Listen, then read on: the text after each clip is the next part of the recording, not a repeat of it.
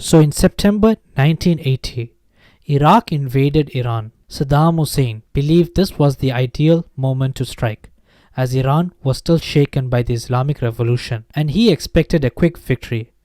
The conflict would last nearly a decade, cost around millions of lives, threaten global oil markets, and draw in the United States. After the Iranian Revolution, Iran came under the Shia Islamic influence.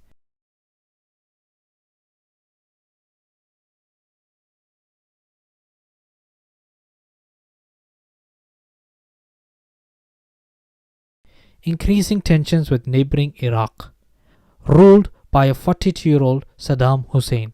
Saddam, a Sunni dictator governing a majority Shia population, saw the Iranian Revolution as an opportunity to weaken a regional rival.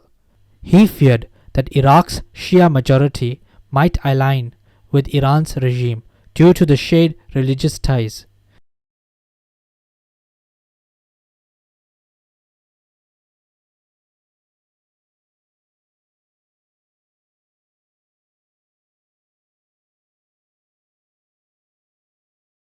So Saddam Hussein conscripted this population and launched the invasion. Under the Shah, Iran had been the dominant Middle Eastern power, but after the revolution, power was divided. Many Iranians, including army officers, opposed the new regime, and internal conflicts between hardliners and moderates weakened Iran's position. Iranian Kurds rebelled, and Iraqi-based exiles urged Saddam that Iran was vulnerable.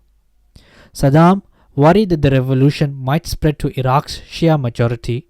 Both governments supported rebellions in each other's territories. Iran aided Iraqi Kurdish rebels, while Iraq backed Arabs in Kyrgyzstan.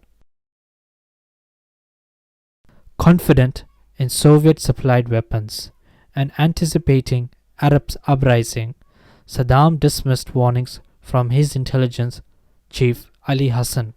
"Ali, why do you always bring me bad news rather than good news?"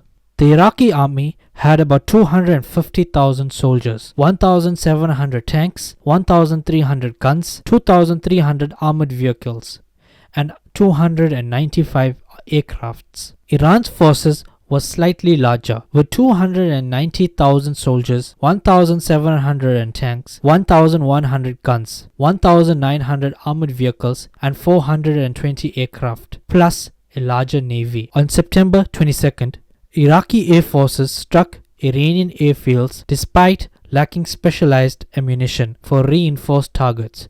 Iraqi ground forces advanced with numerical superiority, pushing into Iranian territory. Iranian jets and helicopters slowed the advance and even attacked inside Iraq, targeting its nuclear reactor. Heavy artillery exchanges and territorial offensive locked both sides in brutal clashes. After 5 weeks of intense fighting and bombardments, Iraqi forces captured Khorramshahr, but failed to hold it and were forced into a siege. The local Arab population did not welcome Iraqi forces as liberators due to the destruction caused. Iranian Arabs did not rise against the regime.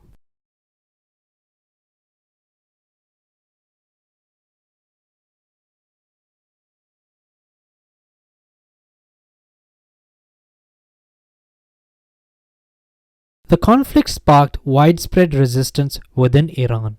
Many citizens critical of Khomeini's regime took up arms, joining the army to defend their country and influence its future.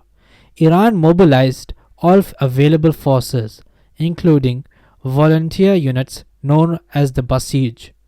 Clerics even visited schools to recruit volunteers.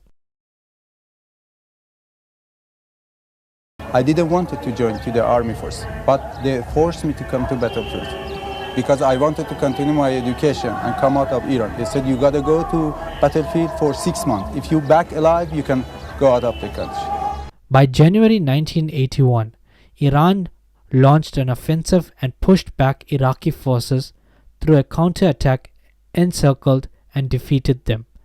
Multiple Iranian attempts in the fall ended in a stalemate. The Basij, including boys as young as 12, were recruited and given rudimentary training. Many were motivated by religious belief, loyalty to Khomeini, or national pride, while others were forcibly conscripted.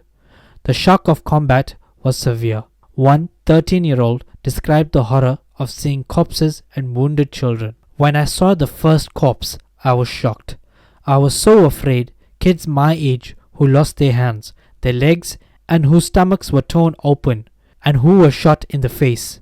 All I could do was hold their hands, cry, and pray for them until they died. In March of 1982, Iranian troops pushed Iraqi forces back to the pre-war border. However, throughout the late 1980s, the war devolved into a grueling stalemate. Both sides launched relentless offensive and counter-offensive involving heavy artillery, airstrikes, and ground assaults, but neither achieved a decisive victory. The front lines remained largely static, causing devastating destruction, economic strain, and immense civilian suffering. International peace efforts repeatedly failed, prolonging the conflict and deepening regional instability.